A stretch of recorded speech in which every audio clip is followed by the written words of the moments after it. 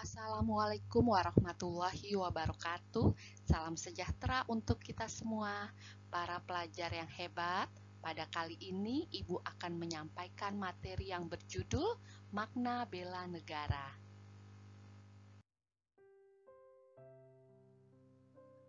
Pengertian bela negara. Bela negara adalah sebuah konsep yang disusun oleh perangkat perundangan dan petinggi suatu negara tentang patriotisme seseorang, suatu kelompok, atau seluruh komponen dari suatu negara dalam kepentingan mempertahankan eksistensi negara tersebut. Dalam pelaksanaan pembelaan negara, seorang warga bisa melakukannya baik secara fisik maupun non-fisik. Pembelaan negara secara fisik diantaranya dengan cara perjuangan mengangkat senjata apabila ada serangan dari negara asing terhadap kedaulatan negara.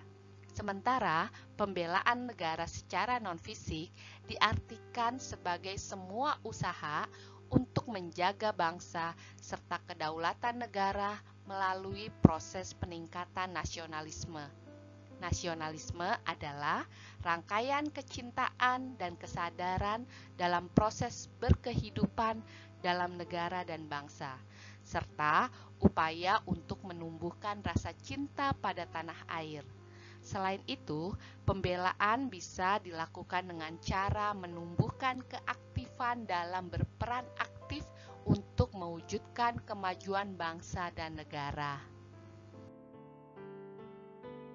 Bela negara adalah sikap dan perilaku warga negara yang dijiwai oleh kecintaannya kepada Negara Kesatuan Republik Indonesia yang berdasarkan Pancasila dan Undang-Undang Dasar 1945 dalam menjalin kelangsungan hidup bangsa dan negara yang seutuhnya. Tiap-tiap warga negara berhak dan wajib ikut serta dalam usaha pembelaan negara, dan syarat-syarat tentang pembelaan negara diatur dengan undang-undang, di mana kesadaran bela negara itu hakikatnya kesediaan berbakti pada negara dan kesediaan berkorban membela negara. Spektrum bela negara itu sangat luas, dari yang paling halus hingga yang paling keras, mulai dari hubungan baik sesama warga negara sampai bersama-sama menangkal ancaman nyata musuh bersenjata. Tercakup di dalamnya adalah bersikap dan berbuat yang terbaik bagi bangsa dan negara. Di Indonesia, proses pembelaan negara sudah diatur secara formal ke dalam undang-undang. Di antaranya sudah tersebutkan ke dalam Pancasila serta Undang-Undang Dasar 1945, khususnya pasal 30. Di dalam pasal tersebut dijelaskan bahwa membela bangsa merupakan kewajiban seluruh rakyat Indonesia tanpa terkecuali. Unsur dasar bela negara. Unsur dasar bela negara di dalam proses pembelaan bangsa ada beberapa hal yang menjadi unsur penting. Di antaranya adalah cinta tanah air, kesadaran berbangsa dan bernegara, yakin akan Pancasila sebagai ideologi negara, rela berkorban untuk bangsa dan negara, memiliki kemampuan awal bela negara. Contoh perilaku bela negara. Contoh perilaku bela negara antara lain melestarikan kekayaan budaya bangsa, kesadaran untuk melestarikan kekayaan budaya, terutama kebudayaan daerah yang beraneka ragam, sehingga hal ini bisa mencegah adanya pengakuan dari negara lain yang menyebutkan kekayaan daerah Indonesia sebagai hasil kebudayaan asli mereka. Belajar dengan rajin bagi para pelajar. Dengan sikap rajin belajar bagi pelajar, diharapkan pada nantinya akan memunculkan sumber daya manusia yang cerdas, sehingga menciptakan masyarakat yang cerdas dan unggul sehingga dapat bersaing dengan negara lain. Taat akan hukum dan aturan-aturan negara. Kepatuhan dan ketaatan pada hukum yang berlaku. Hal ini sebagai perwujudan rasa cinta tanah air dan bela negara. Karena dengan taat pada hukum yang berlaku akan menciptakan keamanan dan ketentraman bagi lingkungan serta mewujudkan rasa keadilan di tengah masyarakat. Tujuan dan fungsi bela negara. Tujuan bela negara diantaranya mempertahankan kelangsungan hidup bangsa dan negara, melestarikan budaya bangsa, menjalankan nilai-nilai Pancasila dan Undang-Undang Dasar 1945, berbuat yang terbaik bagi bangsa dan negara, menjaga identitas dan integritas bangsa atau negara. Fungsi bela negara diantaranya mempertahankan negara dari berbagai ancaman, menjaga keutuhan wilayah negara, merupakan kewajiban setiap warga negara, merupakan panggilan sejarah. Manfaat bela negara. Berikut ini beberapa manfaat yang didapatkan dari bela negara. Membentuk sikap disiplin waktu, aktivitas, dan pengaturan kegiatan lain, membentuk jiwa kebersamaan dan solidaritas antar sesama rekan seperjuangan, membentuk mental dan fisik yang tangguh, menanamkan rasa kecintaan pada bangsa dan patriotisme sesuai dengan kemampuan diri, melatih jiwa leadership dalam memimpin diri sendiri maupun kelompok, membentuk iman dan takwa pada agama yang dianut oleh individu, berbakti pada orang tua, bangsa, agama, melatih kecepatan, ketangkasan, ketepatan individu dalam melaksanakan kegiatan, menghilangkan sikap negatif seperti malas, apatis, boros, egois, tidak disiplin, membentuk perilaku jujur, tegas, adil, tepat, dan kepedulian antar sesama. Contoh bela negara dalam kehidupan sehari-hari di zaman sekarang di berbagai lingkungan. Lingkungan keluarga menciptakan suasana rukun, damai, dan harmonis dalam keluarga, membentuk keluarga yang sadar hukum, membiasakan taat dan disiplin pada aturan dalam keluarga. Di lingkungan sekolah, meningkatkan iman dan takwa serta ilmu pengetahuan dan teknologi atau iptek, kesadaran untuk mentaati tata tertib sekolah, kerelaan untuk menjaga keamanan, kebersihan, dan keindahan sekolah, kesediaan berprestasi untuk membawa nama baik sekolah. Di lingkungan masyarakat, menciptakan suasana rukun, damai, dan aman dalam masyarakat, menjaga keamanan kampung secara bersama-sama, melaksanakan norma yang berlaku di masyarakat. Di lingkungan negara, mematuhi peraturan hukum yang berlaku, membayar pajak tepat pada waktunya, menjaga dan memanfaatkan fasilitas negara. Dasar hukum dan peraturan perundang-undangan tentang bela negara. Dasar hukum dan peraturan perundang-undangan yang mengatur tentang bela negara diantaranya pembukaan Undang-Undang Dasar 1945 alinea keempat, Undang-Undang Dasar Negara Republik Indonesia tahun 1945 pasal 27 ayat 3, Pasal 30 ayat 1, 2, 3, 4, dan 5, TAP MPR nomor 6 tahun 1973 tentang konsep wawasan Nusantara dan keamanan nasional, Undang-Undang nomor 29 tahun 1954 tentang pokok-pokok perlawanan rakyat, Undang-Undang nomor 20 tahun 1982 tentang ketentuan pokok Hankam Negara Republik Indonesia yang sekarang diganti oleh Undang-Undang nomor 3 tahun 2002 tentang pertahanan negara. TAP MPR nomor 6 tahun 2000 tentang pemisahan TNI dan Polri.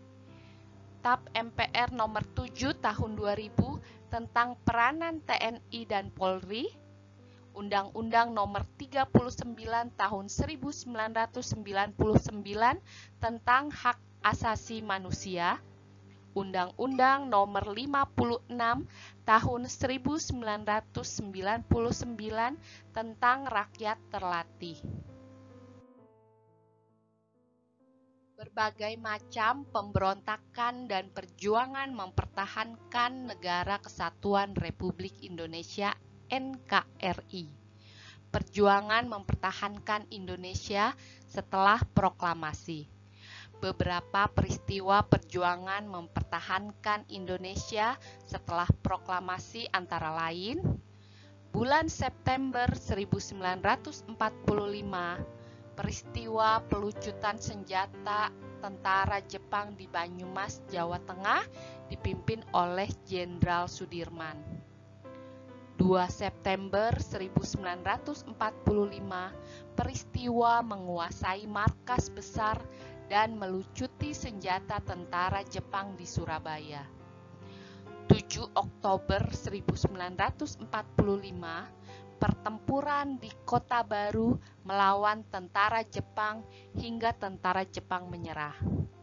19 September 1945, insiden bendera di Hotel Yamato Surabaya. Peristiwa itu terjadi dikarenakan Belanda menaikkan bendera Belanda sehingga para pemuda pejuang Surabaya menaiki hotel dan merobek bendera Belanda dan mengibarkan bendera merah putih.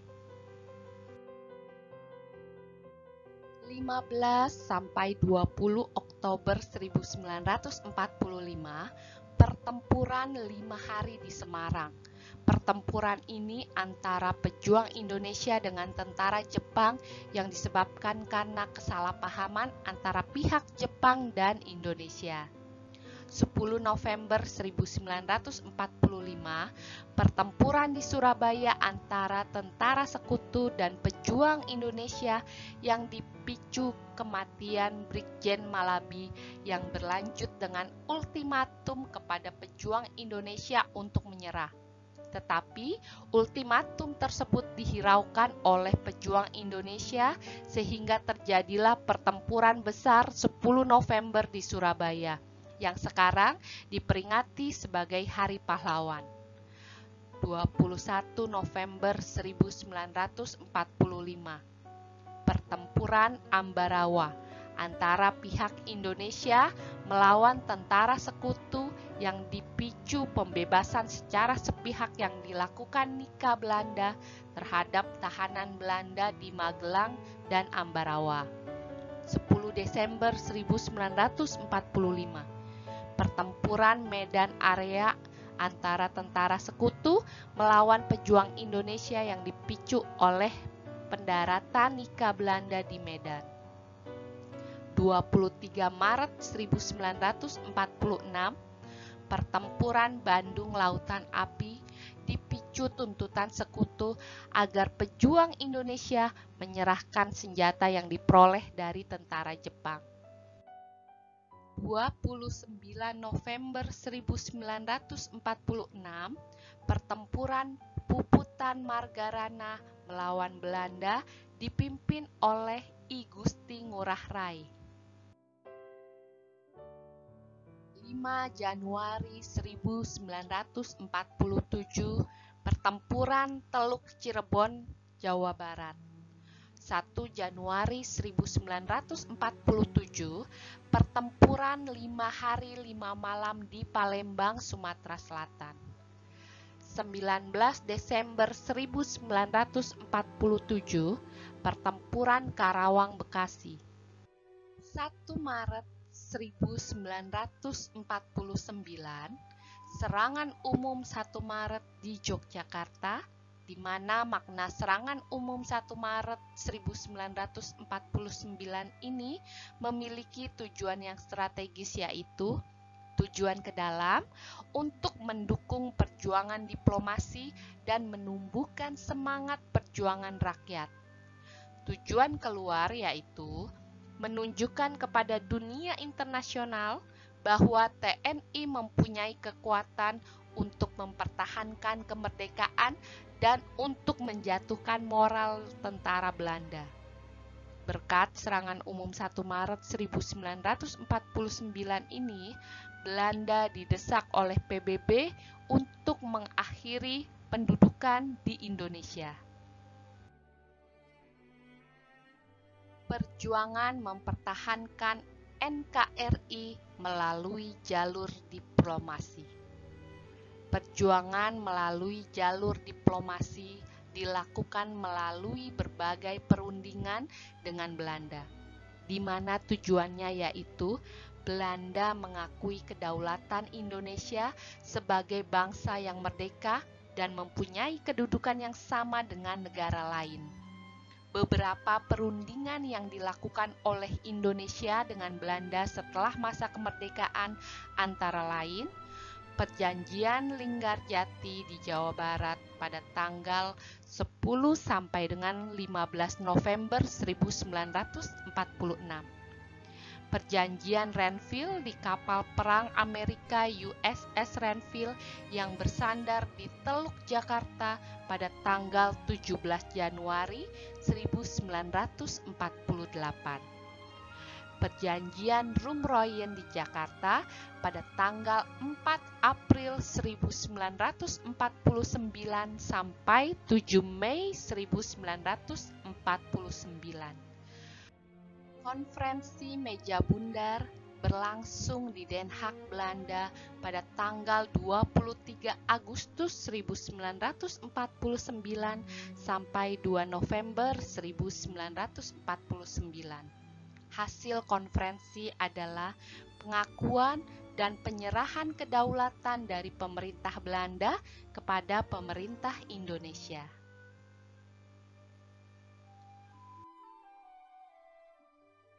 Peristiwa pemberontakan yang mengiringi perjuangan bangsa Indonesia dalam mempertahankan kemerdekaan. Selain menghadapi penjajah, bangsa Indonesia juga harus dihadapkan pada beberapa pemberontakan di dalam negeri. Pemberontakan tersebut antara lain pemberontakan PKI Madiun pada tanggal 18 September 1948, pemberontakan DITII Jawa Barat pada 7 Agustus 1949, pemberontakan DITII Jawa Tengah pada 19 Agustus 1949, pemberontakan DITII Kalimantan Selatan pada Oktober 1950, pemberontakan DITII Sulawesi Selatan pada 7 Agustus 1953, pemberontakan DITII Aceh pada 20 September 1953, pemberontakan APRA Bandung pada 23 Januari 1950, Pemberontakan Permesta Makassar pada 2 Maret 1957, pemberontakan PRRI Sumatera Barat pada 15 Februari 1958, pemberontakan Andi Ajis Makassar pada 5 April 1950, pemberontakan RMS Maluku pada 25 April 1950, pemberontakan G30 SPKI pada tanggal 30 September 1965, pemberontakan GAM Aceh pada tanggal 4 Desember 1976, pemberontakan OPM Papua masih terjadi.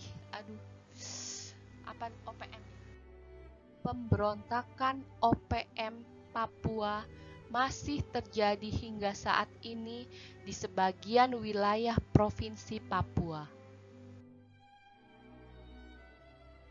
Hak dan kewajiban warga negara Indonesia terhadap NKRI.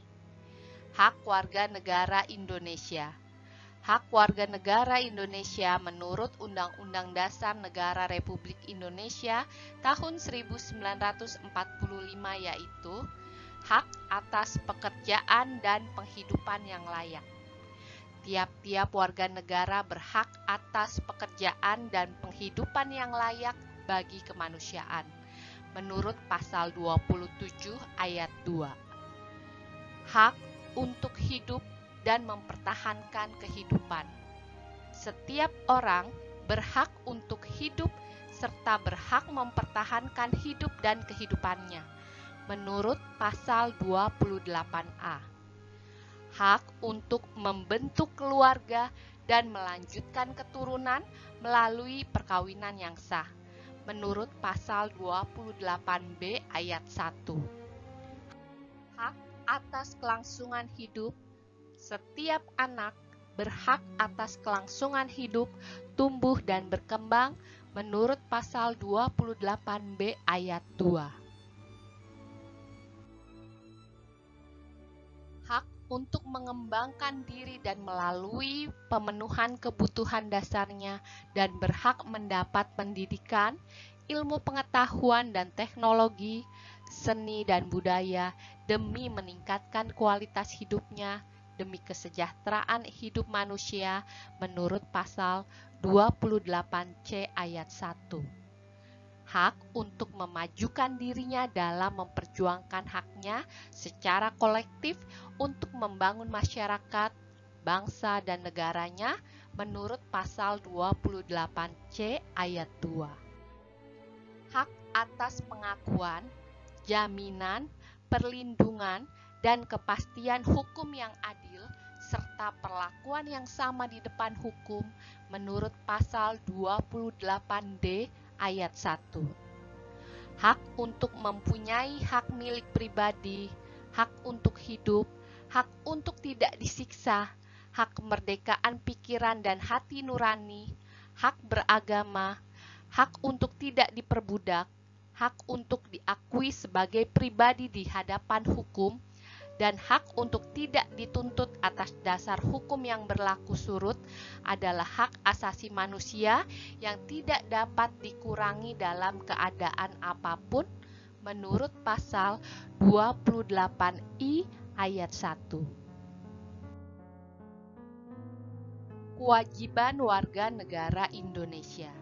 Kewajiban warga negara Indonesia menurut Undang-Undang Dasar Negara Republik Indonesia tahun 1945 yaitu wajib mentaati hukum dan pemerintahan menurut pasal 27 ayat 1 Undang-Undang Dasar 1945 yang berbunyi segala warga negara bersamaan kedudukannya di dalam hukum dan pemerintahan dan wajib menjunjung hukum dan pemerintahan itu dengan tidak ada kecualinya. wajib ikut serta dalam upaya pembelaan negara menurut pasal 27 ayat 3 Undang-Undang Dasar 1945 menyatakan setiap warga negara berhak dan wajib ikut serta dalam upaya pembelaan negara. Wajib menghormati hak asasi manusia orang lain menurut pasal 28J ayat 1 yang mengatakan setiap orang wajib menghormati hak asasi manusia orang lain dalam tertib kehidupan bermasyarakat, berbangsa, dan bernegara.